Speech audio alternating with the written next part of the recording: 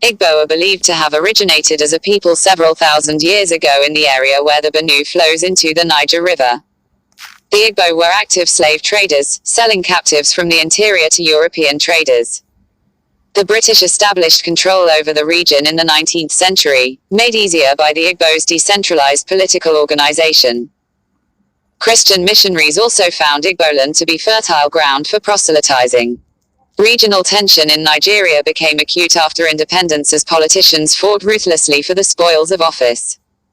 The problem was exacerbated by the discovery of large oil deposits, and many Igbo came to fear that oil-producing areas would be carved out of their area of control.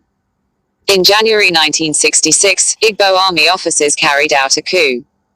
There were reprisal killings of Igbo in majority Hausa areas of northern Nigeria, and 6 months later, a counter-coup brought a northerner, General Yakubu Gowon, to power.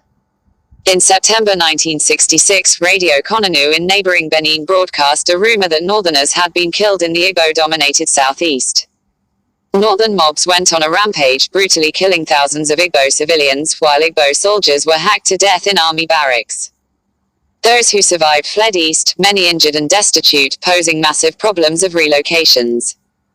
There followed a major exodus of skilled Igbo from other parts of Nigeria towards the east. The federal government made little effort to heal the wounds or condemn the atrocities. Rather, President Gowon presented a plan to replace the 4 regions with 12 new states, meaning the breakup of the Igbo-dominated east. Control of rich oil deposits would be placed in the hands non-Igbo minorities. In 1967, the Igbo, under the leadership of Odumegwu Ojukwu, declared the independence of the East as the Republic of Biafra. The federal government responded with full military force and isolated the Igbo in the heartland. The violence and starvation led to the deaths of hundreds of thousands of Igbo before Biafra surrendered in January 1970. Following the defeat, Igbo have been excluded from significant representation in the higher echelons of the military and government. In May 1997, the International Crisis Group, ICG, reported that the failure of the electoral process has deepened the separatist sentiment in the southeast. In a year which marked the 40th anniversary of the outbreak of the Biafran War, ICG said that perhaps more than any other region, the poll in the Igbo heartland was poorly conducted and mindlessly rigged. This boosted the position of the separatist group, Movement for the Actualization of the Sovereign State of Biafra, MASSOB, that Igbos would never realize the political aspirations with the Nigerian Federation. However, there was a question mark over the MASSOB's tactics, after a sit-at-home strike failed to mobilize widespread support, showing that many Igbos did not want to publicly associate themselves with the separatist cause.